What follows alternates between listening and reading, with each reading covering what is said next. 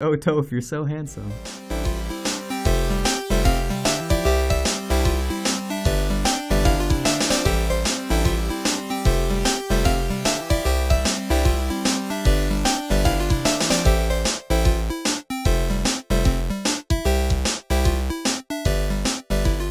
Welcome one and all to another episode of Object Podcast. My name is lazyeye, and as always, I am joined by my co-hosts Meseta and Seabass. And this time we are back with another one of our hosts episode where it's just the three of us doing a Q&A and casual discussion. To those of you who are joining us in the live chat, please feel free to ask us any questions or pose any topics that you would like us to discuss. We also had a few responses on Twitter that we'll be addressing.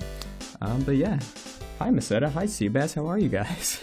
Hey lazyeye. I'm doing pretty good. How about you? I'm doing well. It's been a busy and stressful past few weeks for me. I've had a lot of work to do, but as I've been telling everyone, it's better to be busy than bored. I'm glad to at least be swamped with work. Yeah, you've joined a new project since we last last had a host episode. I have, yes. I guess I can officially announce yet that we haven't really launched all social medias and stuff yet because it's very early on, but I did join a project with my very good friends Topher and Daniel, also known as 13, called Octavia, which is a project that Daniel has been working on and prototyping for a very long time. There's concept art you can find on Twitter. The story is not set in stone yet, so I can't give a perfect pitch for it. But basically, it's a game that takes place in a world where the church never really lost power. It's still in a religious renaissance, and it takes place at a musical university. I'm really, really excited to be working on this. Prior to this, my only experience in game dev, besides my own, tiny little personal projects and tools, has been doing contract work, which is great. It's been really interesting to observe the upsides and downsides to doing contract work, especially in GM, because doing contract work is a much more relatively stable position to hold than making your own indie game. You'll get regular pay. You'll kind of know what to expect. And that was exciting, and that was really great to have at first. But I think as the months drove on, I began to notice the differences between when I was just making games and stuff for fun. And that main difference being that I'm no longer deciding every day what I want to do. I have someone telling me what I need to do, which is cool and exciting because when I first jumped into it, I was like, I have all these skills I've developed and now I get to put them to the test. And when someone asks me to do something, I can do it. But as time went on, it begins to feel more and more like a job, which it really is. But I kind of missed being able to make things that, were personal to me, that were my own project. So I'm very excited to be able to start working on a project like that. Though I still am doing full-time contract work, hence why I'm so busy. So I'm kind of layering the two between each other. But yeah, it's a really exciting game and a very technically demanding game. It's going to be a big challenge, but I'm excited to do so. We talked a little briefly before the podcast officially started, and you plan to get this on the consoles. Yes. How are you feeling about it so far? So I was going to bring it up with you in this podcast because to give you an idea of the kind of technical requirements we have in Octavia. Mm-hmm. Like I said, this takes place in a massive music university. We're using pretty high-res pixel art as of right now. Like our tile size is 96 pixels. And we have lighting effects, we have shadows, we have bloom, we have rim lighting. And then we randomly generate the entire school. The individual rooms are designed and then they're placed together and the corridors are drawn together.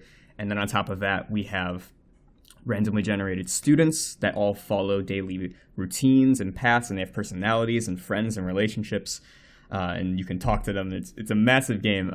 The way I described it to my mom, who is very much not technology oriented, is I have to generate Hogwarts. I have to just create a dynamic and different Hogwarts school every single time someone plays the game. So these players actually develop? NPCs actually develop? They change over time? Yes. So the idea is that you're really interacting with unique characters in the school each time. There are characters in the story, of course, that are consistent between each playthrough that play a large role in the plot. But as of right now, the school will have these students that will have randomly generated appearances. They'll have personality traits. They'll have cliques that they belong to. They'll have like schedules for their classes that they go to each day. And there's like there's a day and night cycle, so they're actively pathfinding through the school and going to their classes and all these things. From a game design perspective and from a consumer perspective, it sounds super exciting and awesome. And then when I'm sitting in the call and hearing all the stuff that I have to do, I'm freaking out, because it's one thing to make something run smoothly on your own computer. But as I have heard from Sebastian and other people that work on consoles, there are much stricter requirements in place for performance. And as it is a massive open world school with pathfinding NPCs, like that's already a challenge for performance. So I actually did want to ask you, Sebastian, about what are the common restrictions for consoles, you know, the ones that you've developed for, which I believe is now Xbox and the Switch, right? Yeah. So I haven't touched PS4 yet, and I only have like what you're coming from. I've heard other people talk about the PS4. Mm-hmm. So Switch is interesting because performance-wise, its CPU is all right. If you run YYC, it seems like there's really no choke up. But GPU-wise, it's awful. My older title, it's called Don't Sink. It's a pirate game. It has this giant water reflection on the bottom of the screen. It's a surface that's 2560 by like 500 or something like that, which is it's a fairly large surface, but considering the height's been cut in half, it's technically not that big a deal. And it's pretty like nicely handled. So on Windows, even on like an old integrated graphics card, it still can pull that water reflection just fine. It has a Gaussian blur and like a ripple shader, little things like that. Yeah, on the Switch, I can't even have that surface rendered to. Not even rendered. It just can't happen. I just draw the sprite for the water, and that's where the drawing ends for the water. Anything past that, and it gets like 10 FPS. That's weird that a computer that's fairly lower level would not. I mean, I get that the Switch is a mobile console, but still, I kind of would expect it to have more to work with. Well, it's hard to judge because, like, on phones, if you look at a phone, they'll have a processor in a phone. They're called Snapdragon, I think is usually the brand of processors for phones now. They'll claim to be a quad-core, like, 3 gigahertz, and you're like, wow, that's crazy. That's like... That's like an old AMD from like 2008. No, but they're definitely not that fast because they don't talk about anything else about the hardware. No, those are reduced instruction sets, so they have to take more clock cycles to do complex calculations compared to a desktop x86. And you have to imagine architecture-wise. Sorry, we're super nerding out right now, but architecture-wise, they probably have a lot less hardware in the CPU to do stuff. Yeah, and so that's kind of the case with the Switch. And a lot of people have pointed out to me that, like, well, it runs Breath of the Wild. Why can't it run a dumb 2D game? And I'm like, well, they had access to the NVIDIA framework. I'm pretty sure we don't have access to that. I'm just guessing. I could be wrong, but yeah. Yeah, that is something that my brother mentioned to me when I was telling him about, like, the performance things I need to look out for. He's like, have you seen the grass in Breath of the Wild? You don't need to worry about it. And I'm like, well. Yeah, I played Breath of the Wild. It doesn't run full frame rate all the time. Most of the time, actually. And it chokes randomly. It hiccups all the time. They released a new I don't remember if it was in the DLC or something, but they released pretty much a motorcycle you can ride in the game. And my brother showed me, if you ride that motorcycle straight at full speed and you just keep going, you will constantly freeze at least some of the threads in the game because it has to render it out the world. Like Link's idle animation will still play and the music will still play, but you'll just totally freeze and then you'll keep going because the world just can't render fast enough as you move. Yeah. Nintendo's never been one to focus on performance, the hardware. They've always focused on innovative gameplay. Yeah, as I say, shaking things up. Literally shaking. I will say, though, one thing you're going to look forward to, Lazy, and one thing I really want to plug for GM is accessibility of console stuff. Once you get the modules purchased, and you can build so fast with it. Like, you install whatever you need to install the SDK for that console, and then boom, you hit run in GM. That's it. It's running on your Switch in your hands. You didn't have to do anything. You don't have to remap. I mean, you're going to have to remap stuff, but for now you don't have to. Just appreciate you getting to the main menu. Right, you know? And like that's such a cool feature of GM that they don't really push it in a way that I think gives it enough credit. Like even with the Xbox, I was like, oh my god, this setup, geez, like this is miserable. And then 20 minutes later, boom, it's right on the Xbox. I have the controller. I'm signed in. I'm like actually playing the game. It's totally fine. Runs just like it did on Windows. You know? That was one of the things that we considered, because when the project was first outlined to me, my response was, okay, cool, we're doing this in Unity. Like, I'm not doing this in GameMaker. Yeah. That was my gut response, and I flipped between those two things a lot, because certain things would be much easier in Unity than they would in GM. But on the flip side, a lot of these things are going to be easier in GM than Unity, namely porting. And my previous experience, at this point, always tells me in like a background, like, why are you making decisions about porting to consoles when, it's this early on? But I also do recognize that Topher has experience, Daniel has experience. This is actually going to be a thing. So it's weird for me to actually allow myself to make these. I'm looking at development in a much different way. Oh, you're making the assumption the game's gonna get finished.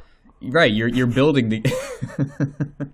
Yes, I'm building the game with the actual end goal that I envision as what I'm working on. Because normally I do very much practice what I preach in saying that you should never preemptively optimize. And I just say that to people because chances are, and it's not like a bad thing, but you're not going to finish a lot of the projects that you start. And especially when you're learning, don't worry about that nitty gritty annoying stuff. Make your game and like learn how to make your game. Learning how to optimize is very important, but you can do that when you suddenly run into an issue and it's necessary.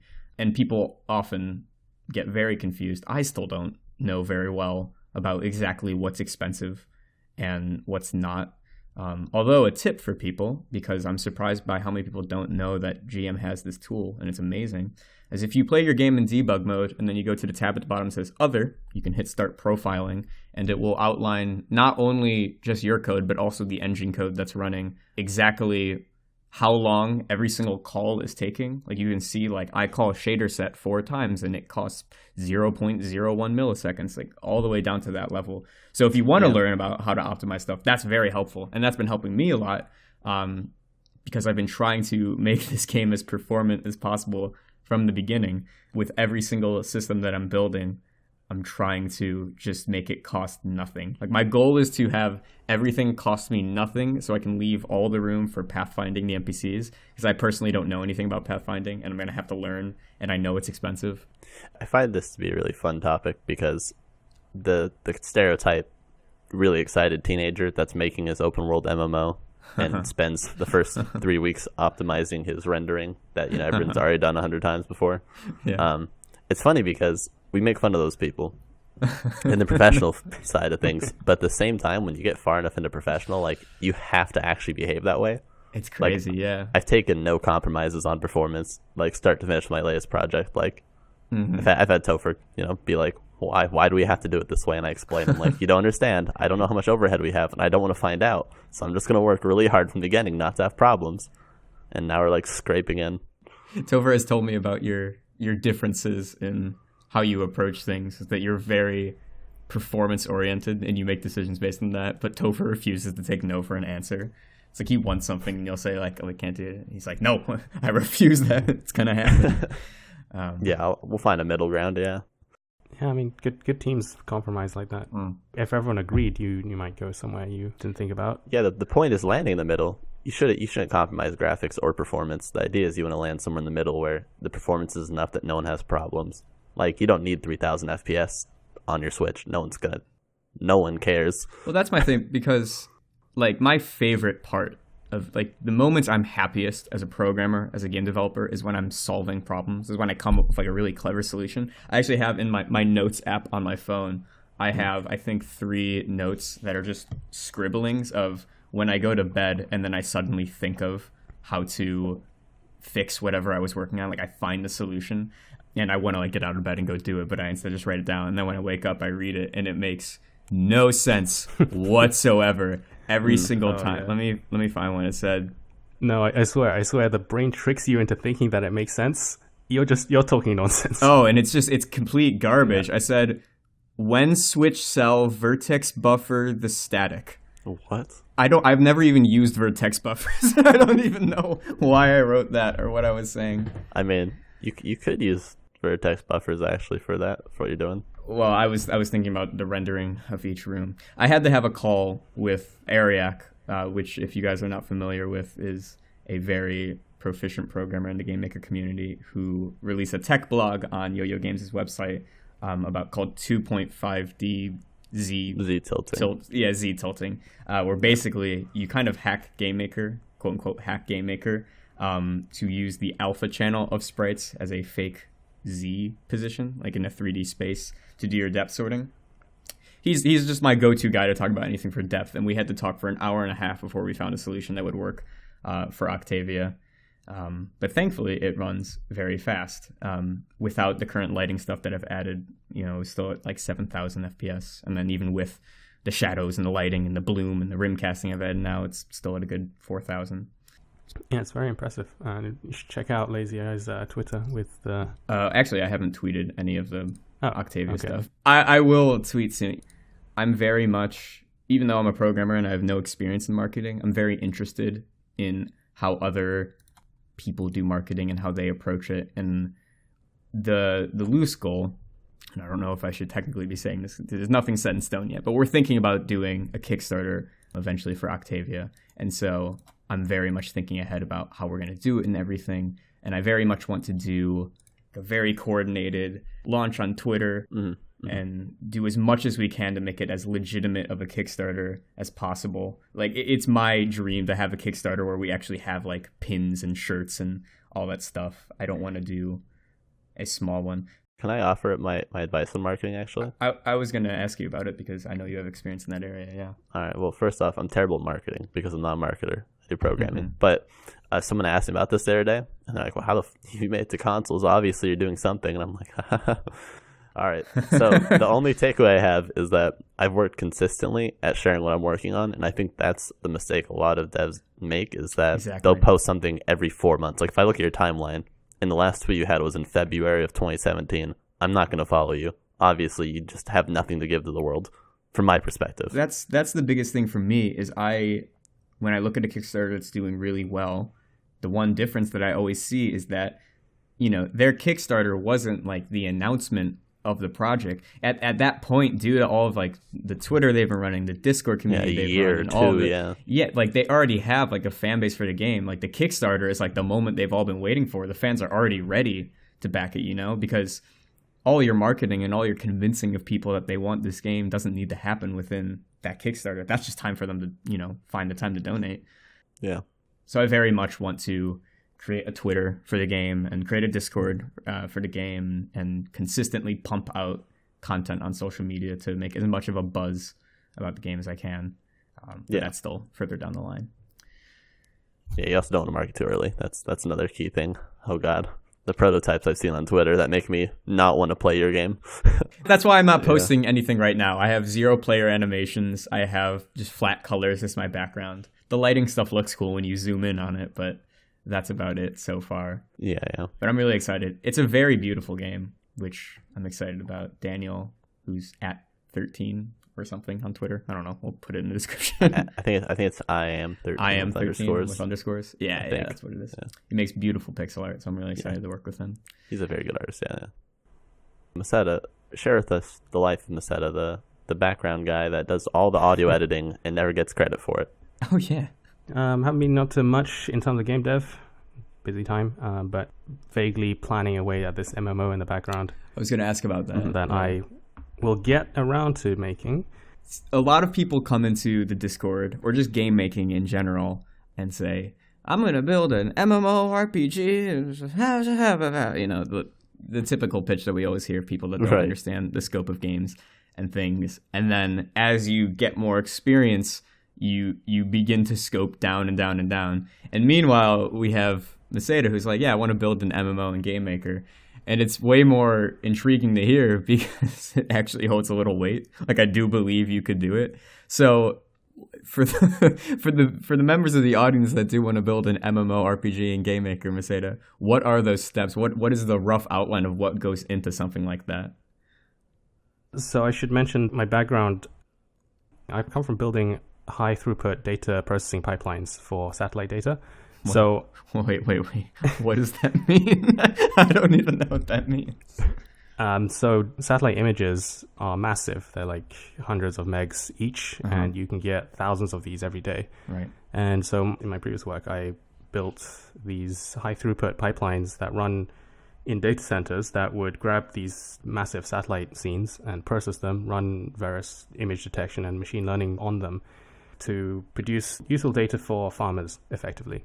And it required quite a lot of networking. And so that was sort of my background. And when I picked up game dev about a year ago, I was intrigued by the idea that I could use some of these techniques in multiplayer games. So it started out as a joke to make an MMO in GameMaker, because we kept seeing these beginners coming in and asking about how to make an MMO in GameMaker, and then I started looking into it and realized, actually, I think I know how to do it. I think some of the stuff that I've done before would help in this area. And so over the course of the last six to 8 months, I've been slowly studying netcode, slowly studying multiplayer techniques in GameMaker and in game dev in general. I've written a few blog posts about them. And I think 3 weeks ago, during the GM48, I actually produced a, quote, MMO in 48 hours. It's called Cookie Companion. You can search for it on GM48 website. Yeah. It's not what you'd consider a traditional MMO, but it certainly supported. It's fun. In theory, supports a large number of players, but I haven't found a large enough group of people to test that at once. But it is still running, last I checked, on 5 different network nodes. So when you run the program, it automatically connects to one of 5 different servers, which communicate with each other using a message queue in the backend. So this is, I believe, the thing that sets multiplayer games apart from MMOs. MMOs are effectively multiplayer games, but they scale massively. I mean, that's the idea. You can have hundreds, even thousands of players on the same game session, the same game world at once. And so I built the infrastructure to do that in Python. I don't think you can do this in GameMaker. The server part of it, I think you need to use something more heavyweight, or at least more flexible. At least, flexible. Have access to some of the libraries that are out there already for stuff like this. Yeah. So on the basis of that, I think I'm ready to start on this larger project to actually try and produce a MMO in GameMaker, something that's more substantial than the current game. So that's a good start. So if anyone wants to make MMOs, unfortunately, or fortunately, depending, you will have to learn some other programming language, because I don't believe it's possible to achieve the scale that you need to using GameMaker as the server part of it. But you can certainly make MMO clients, the part that actually runs on a player's computer in GameMaker. It doesn't lack the capabilities to do that. On the GameMaker side, how much does the code vary from, normal networking that you might find in, a tutorial on YouTube? Is there really not a whole lot of networking going on the GM side? Is everything taken care of by the server? Or is there a lot of differences you have to do? And Sebastian, I know you work on just networking in general stuff as well. And it's one of those things that I have never touched. I stay away from it so far. That and shaders, although I've started to do shaders recently, so maybe that's next. But the reason I particularly am afraid of networking is because I've heard that, like adding delta time to your game, you have to be planning and accounting for it everywhere. You can't just kind of have one little object that has networking in it and then boom, suddenly an online game. So it depends. Actually, I did that for my current contract work. It's called object networking, and it handles everything with the exception of there's certain things that call on it to behave a certain way, but it's all handled. Packets are given, taken. So it's like all in one place. Right. Yeah, it depends on how much you want your server to do. If you just want a really simple multiplayer game, you can kind of do that. You can kind of shoehorn the netcode into that. Yeah. But what you won't get is stuff like server authority. So you can't do a lot of that. If anyone decides to hack your game, they're going to have a pretty easy time of doing it. Yeah. But the more server authority you put in, the harder it's going to be, because every action you make on the client, the server has to validate it before stuff happens on your local thing. So instead of saying do A and then B happens, it becomes do A, send that to the server, wait for the server to respond with a yes/no validation, and then do it. So that's probably where most of the differences are. It gets a lot more complex if you start doing things like lockstep, where you have things effectively happening in very close synchronization. Stuff like fighting games, for example, you can't really have that lag, you can't really have delays. So that gets a lot more complex. I'm not sure you can do that easily without re-architecting the whole game. So for you personally, are you interested in building more of a service that can provide MMO frameworks to game developers, or do you actually have a game in mind that you want to develop that is an MMO? I would like to do a bit of both. I'm not sure I have enough time, so I'm going to have to pick at some point. I'm actually very interested in trying to produce a framework, because I believe a lot of the MMOs and multiplayer code should be fairly similar across different games. So in theory, it should be possible to produce a framework which will make it very easy for people to make use of and produce their own customizations on top of. The marketplace used to have Yo-Yo RPG when GameMaker 1.4 was around, but since then it's been taken off because they didn't port it to GMS2 for whatever reason. But I think it makes a lot of sense because I think a lot of game devs come into game development and they try to find the right tool for their job for what they want to do, but they find GM is a little too, I don't know if bare bones is the right word, but you have to build a lot of stuff from scratch every single time. And not wanting to do that isn't a bad thing. A lot of people are more plug and play game design programmers. Yeah. If you don't want to have to build a quest system and an inventory system, that's perfectly acceptable. And I did start working on a kind of framework for this. The idea being that it feels like they're just built-in GM functions to create quests and create inventories and all these sorts of things. Yeah. I've been sidetracked because of work, but I did ask YYG if they just wanted it for the new Yo-Yo RPG. I haven't heard back yet. Please respond.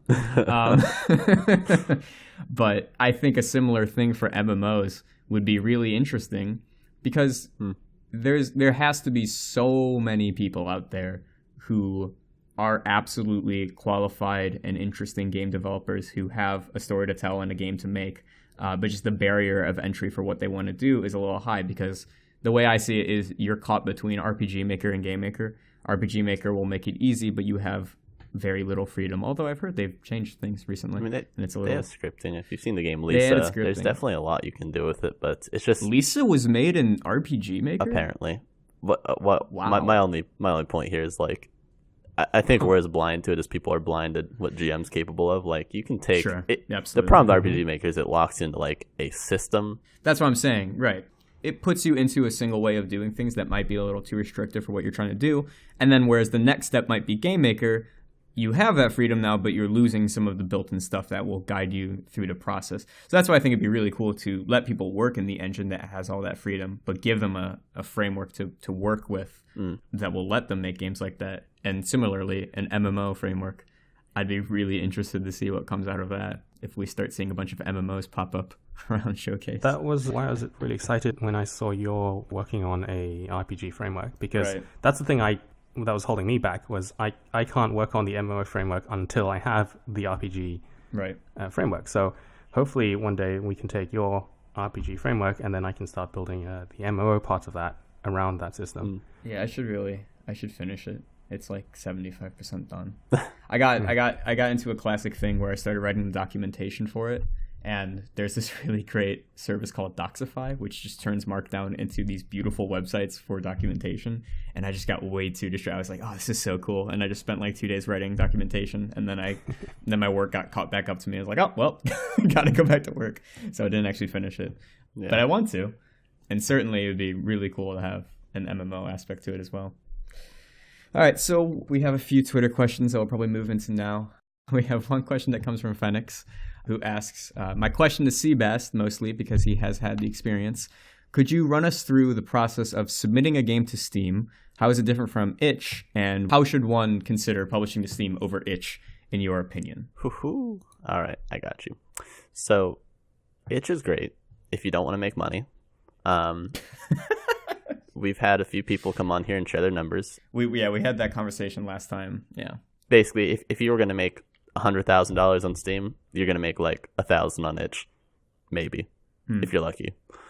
So, don't use itch if you're trying to make a career out of it. Go to Steam.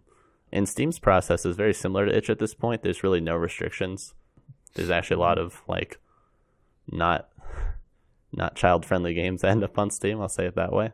It's been overwhelming. You can't like go on if you go to the front page of Steam and click on popular upcoming, you will just get flooded with hentai. Yeah, it's everywhere. There's a lot of stuff. That's what I'm saying though. There's really no like, they're not going to hold you at the door and make you like test everything. I don't think they even launched the game, honestly. So, you pay $100, you select a title, you set up a depot, you upload the builds, set up the store page, hit publish. You're done. Monday through Fridays. That's their only restriction. Well, I'm personally interested just to hear kind of the more, not technical process, but like what does one actually have to do? Is it really just as simple as you open a website, you pay $100, you upload an exe, you make your page, and boom, done? Yeah, basically, yeah. I mean, there's a tax form you have to sign. When you released Rock God, was that in the days of Greenlight, or was that after It was in the Switch? days of Greenlight, yeah. What was the process like back then? What was the differences? It was the same process. Huh. Yeah, they didn't change anything. The difference is that you have to pay $100 now, whereas before you paid $100 and then had to pass Greenlight. And the difference is that you used to get sales back then. Now you don't.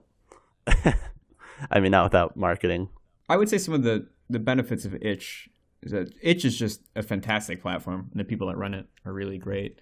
I really appreciate all the work they do. And like Topher says in the chat, it's great to publish to both itch and Steam if you can, because it's great to support itch. And they're really good about promoting games and finding stuff and helping you out, you know, as opposed to Steam. Like they actually find cool stuff and put it on the front page and feature you, as I think we mentioned last time. It's worth saying itch is ran by really one guy, and he does all that. Like the few times we've been front paged, it's because I reached out to him directly, and he was like, "Oh yeah, cool, man. He's a really good guy. Yeah, he goes by Leaf. Itch is great. I agree with everything on that. Like, definitely support Itch, because Steam's not doing a great job with their platform, and that's part of what's killing off the PC gaming scene right now for indies, is that there's no place for indies to get a foot in the door now. Whereas if you went in like 6 years ago, it was much easier. I think one common, I don't know if to call it mistake or misconception, but I see a lot of people come in and they have like their first game, and there's nothing wrong with it. It's not bad, but it's just like a simple, small game. Yeah. And they're really excited about the prospect of releasing it to Steam, because Steam is just like the platform. It's, you know, obviously it would feel really good to see your own game on Steam. That would be very exciting. Yeah. I wish people were more encouraged just in their own personal way to publish to Itch, because it's like it's the perfect platform for what you need. If you are not relying on the commercial success of your game, then Itch you're so much more likely to find people to actually play your game on Itch and to actually get what's important to you, which is getting feedback, publicity, and it's so easy. You can have your project, you know, uploaded and with a page designed in like 10 minutes. I agree. The reason I was pointing up against Itch is that, like, that's the ideal. Most of the time you don't get any feedback, and most of the time you don't get any sales. That's true. But relative to Steam, though, I think it's easier. It is easier, yeah. You know, you're more likely to get featured by Itch than you are to get featured by Steam. Oh, Steam's not going to feature you unless you sell like $300,000 or $400,000. Exactly. Like right away.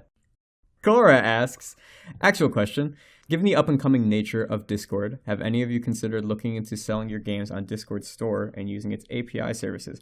I'm really interested in this, and I keep forgetting to think about it because I want to like just sit down and think about it, because I do have Nitro and I have looked at the Discord store and it's super nice and I just get free games. And I think if you're not familiar, Discord has launched a store and a platform for games, and they have this feature thing called Discord First, where you don't have to exclusively publish your game on Discord, but you publish it on Discord first, and they promote the game and they highlight it, which I think is super neat. It's worth noting. Topher's pointed out that they're not accepting new games now. He says they are currently not. Oh, yeah. Well, yeah. I mean, take back everything I said.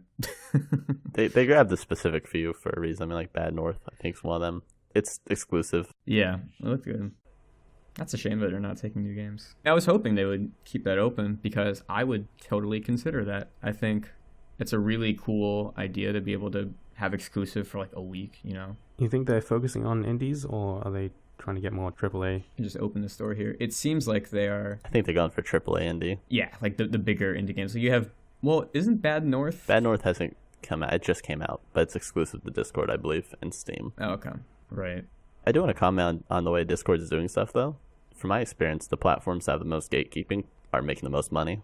And I'm only saying it because I've seen Itch to Steam to Xbox to Switch. Right. And in that order, it sells progressively better and better, like with no marketing. And the difference is literally how many things you allow on that platform. I mean, it just makes sense. You know, the easier it is to curate, or the more so that content is curated, the more opportunities there are. Well, and the less there is to browse, right? Exactly, right. If I gave you a pile of 100 games, I'd pick one. You might be overwhelmed. If I gave you 10 and told you they're all bestsellers, you're not going to have trouble picking at one of those. Right. See, we had another question here. This one comes from Redbeard. who says, thanks for spending your time on the podcast. Question: for a non-artistic programmer, would you recommend spending my time trying to learn about art and drawing, or keep focusing on what I'm good at? Same question could be asked for music, etc. Important to be rounded? Question mark. I think it vastly changes depending on who you are as a game dev, what your goals are and what you're doing. Being well-rounded and exploring different topics is and was one of the best ways I could circumvent burnout when I was first getting started. Just because you're super excited about something and want to be working on it all the time doesn't mean that your body and mind can keep up with that. So when I was first learning game development, it was all I was doing all the time, but it was easy to get, especially when you're newer to programming, it's easier to get frustrated really quickly. And in those times where I was like, I just don't want to program, I would try to do pixel art. And then when I was like, I suck at pixel art, I would compose. And then, as soon as I would start to feel like I suck at one thing, I would just move to a different one. So it was a really great way to constantly be working. And I think from a general perspective, it's a good skill to have, and it's really great to at least explore how the other things work, even if you don't become an amazing pixel artist, and even if you don't become an amazing composer, or whatever area you're exploring. It's good to know how those things work, because you will be able to understand the requirements of other people when you're working with them a lot better. When I did theater my first year in college, something that they require all of the acting majors to do is to have, I think, 4 hours of practicum each semester. It's called practicum. And basically, you work as the part of the stage crew in some area for the shows that are going on that semester, because your freshman year, you don't audition for shows. Instead, you're working as the crew. And the reason they do this is because they want everyone to understand each other and work as a team, because theater, like game development, is a collaborative art. It requires a bunch of different people with different talents to come together and work with one another. And theater has this old stigma of the crew and the cast not getting along and them being like pitted against each other. The crew thinks actors are all stupid because they can't do what they're told, and actors think the crew's all stuck up. But what ends up happening at this school is that the actors are forced to learn what the crew's job is actually like. Then they get angry at the actual actors. And then the crew actually has to take acting classes where they have to act, which is nightmarish for them. And while nobody enjoys the process of doing these things, when they all become sophomores and then go on to actually be in the real productions, doing their actual roles, they all are a team because they understand when the other people are struggling. They understand what's difficult about their job, and they kind of know what goes into it. And so everyone as a team works much better. And I think for me, having a little bit of experience in making art and having a little bit of a background in making music makes it much more easier for me to both communicate with members on my team that do those roles and also understand how long things are going to take them, what work is going to go into them. When I ask them to do something, I now know what I'm really asking of them. And similarly, when I have teammates that have that kind of a background, it is really awesome because right now my artist does understand programming, which makes it a lot easier for us to communicate and get past these roadblocks of communication. Yeah. I think so. I think there's two sides to that coin, and I totally agree with you, lazyeye. Until you can get really good at one of those, it may be very difficult for you to find people to work with. So you're sort of stuck in the middle where having knowledge in everything, but not specializing or not excelling in all of them, you can make stuff, but you might not be able to attract a team. Yeah. On the other hand, if you specialize in one of those areas, you can go to someone and say, hey, I'm a really good programmer. Take a look at my portfolio. Do you want to join as an artist? You're much more likely to find someone to work with by specializing in one of those areas. I think the only exception to that rule, being the jack of all trades, master of none, is when you're the designer on the team, you need to be that person. Like, you need to loosely understand the programming aspects, why the art needs to be a certain way, why the sound design is important, why the music needs to be important. Yeah. And which is why it goes back to what I had originally said and deviated from, was that it really depends upon your goals. Because if you want to be a solo developer and make a game completely on your own, then yeah, you're going to need to develop all those skills. But if you do want to work with a team and you do want to work with other people, which I think is a great goal to strive for because it opens so many doors. If I can make another metaphor to college and university, a lot of schools will have you studying a lot of things, just general studies your first year, or maybe also your second year, and then you declare a major. So when I actually started game development, I thought I wanted to be a pixel artist, and I hated programming because I was terrible at math, and I did pixel art for like a month. And then I started programming just as a means to an end to try to prototype my things, and I actually discovered that I really liked it. And that's when I said, okay, that's going to be my focus. I'm going to focus on programming. But I think if you're not totally sure, not even like 100% sure, I think it's great to give yourself a reasonable amount of time to explore and learn things. But yes, at a certain point, you're going to be stagnating your own progression and removing opportunities if you do not specialize in something. Because like Meseta said, it's hard to get a role as X job if you kind of have scattered experience. You want to make it look like, both to yourself and to other people, that, yeah, you know what you're doing in that area. Yeah. GM's actually an interesting basis for this idea, because the programmer tends to be like the team lead on everything.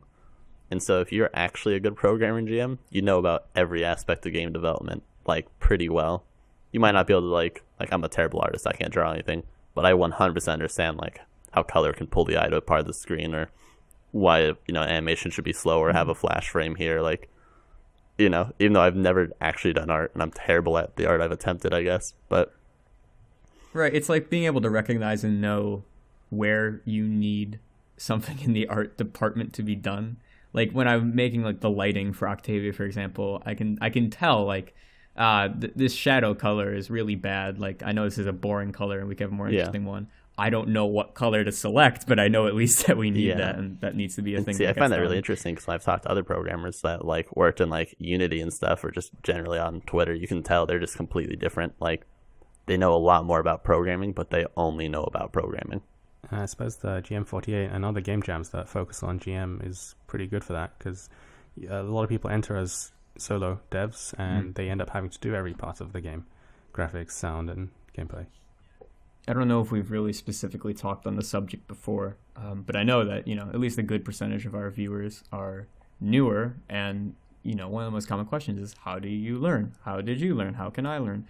I think that game jams are like the absolute perfect way for every aspect of game development, because you learn project management, you learn how to do the specific things you need to work on, and if you want to try working with a team, then that's the perfect place to just sandbox it. You have this set of hours and this inconsequential competition to make this game that is only really going to be important for those 48 hours, to just test things out and to try things out. It's a way of simulating the actual things that you want to work on. The actual process of creating a massive game with a team can all be simulated and taught in this tiny little jam-packed session. There's no long-term commitment, so.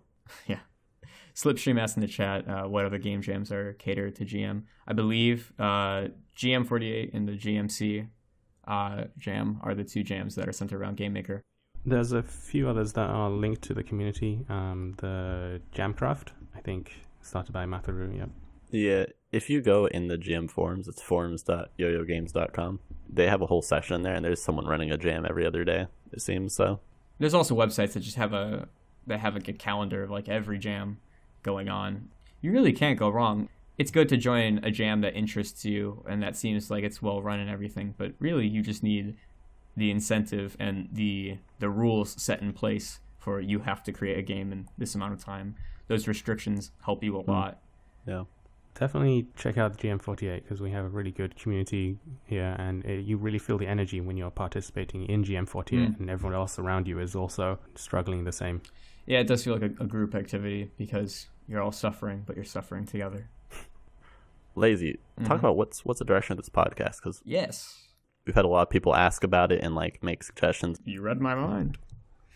I wanted to talk about that. We were talking about before this episode what things we'd be discussing and be doing, and we figured rather than testing out new stuff, we should just ask people what they want, because the podcast has been doing super well. I think we had like 900 downloads on the day we released Pope's episode, is what Meseta showed us before we jumped in here, which is fantastic.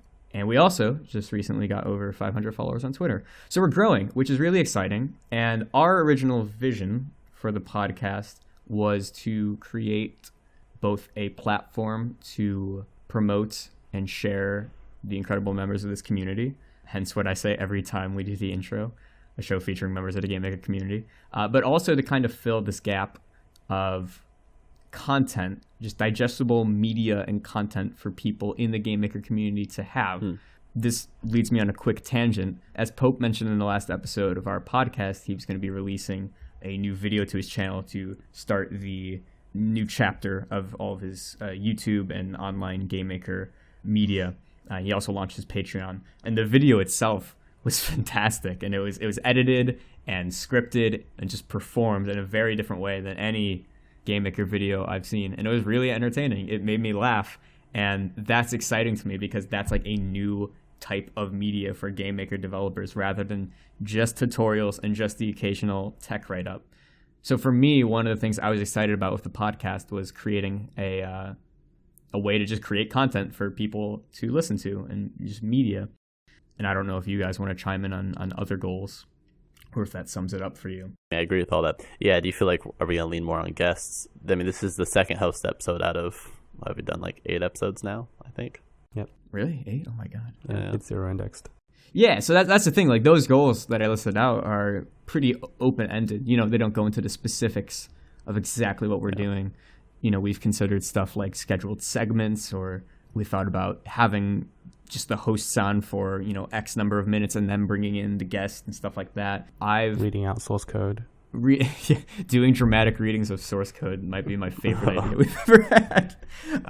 But I was interested before this episode. It's like, I've been doing a lot of really cool tech stuff for Octavia, you know, like getting all of that lighting and that world generation going in an optimized way is an interesting subject for like a tech talk, but I don't know if that would work super well in a podcast format. And we could certainly try, but we would love to hear all of your feedback, people listening right now, people listening at home, and anyone on Twitter.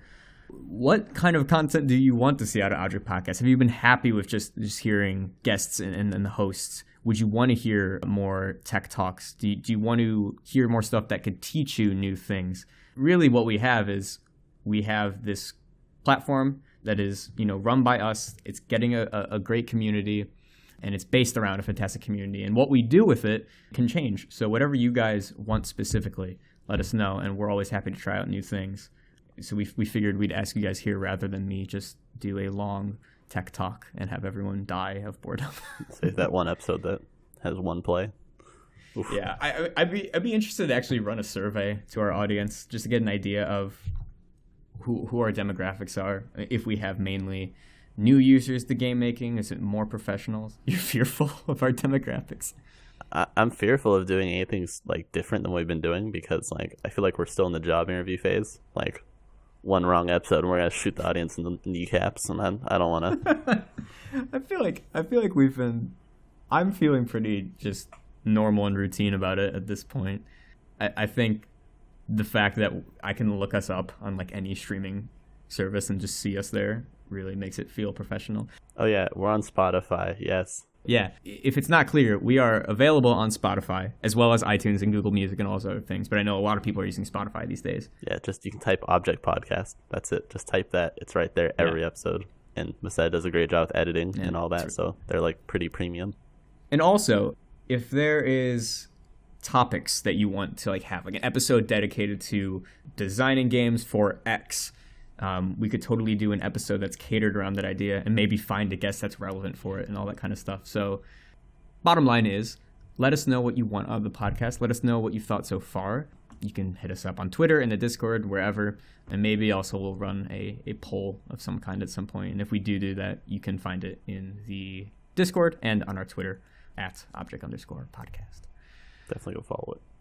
Definitely go follow it. It has more followers than me now. Actually, when we launched the podcast, I'm pretty sure I said in the server that if the podcast ever gets more followers than me, I'll eat my sock or something to that effect. Okay. So maybe we'll have a special episode where I eat a sock. It's not happening right now. I'm not doing it right now. Stop asking. I'm going to regret bringing that up. But yeah. I'm keeping that in. Yeah. If anyone else has questions that they'd like us Oh, that's what it was. As if JW is on the podcast, I'll eat a sock. Okay. Is that The other half of Flambeer? I've always wanted in my head that if we ever divide the podcast into like seasons, I always want like our season 1 finale to be the Flambeer guys. That'd be the coolest thing ever. I feel like I could. The one where lazyeye eats his sock is the season finale. Yeah. Oh yeah. If we can get them on, I will actually eat a sock. Tweet at them. Tweet at Remy and JW. I will eat a sock if they come on the podcast. That'd be really cool. I say it feels like a healthy place to close it up. So our food topic for today is eating socks. What are your favorite socks to eat? It's a lot of fiber. I don't know. Thank you, everyone, for joining us in this episode of Object Podcast. My name is lazyeye, as always joined by my co-hosts Meseta and Seabass, and we'll catch you in the next episode. Bye-bye.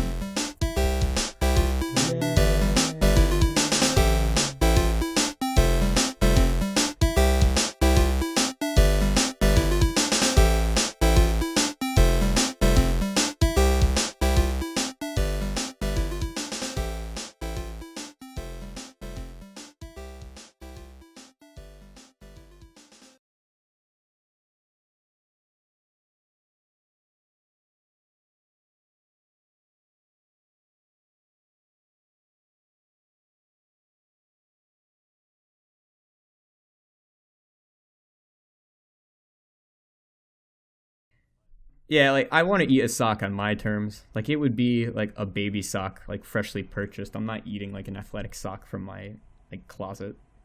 It's been used. Be pungent. Speaking of socks and feet, this is just so not. This is so random, and this has nothing to do with the podcast. I just feel the need to share because I'm so happy about it. I've always had freezing cold feet, like ice cold, like painful. Like if you poked my foot, there would be no blood.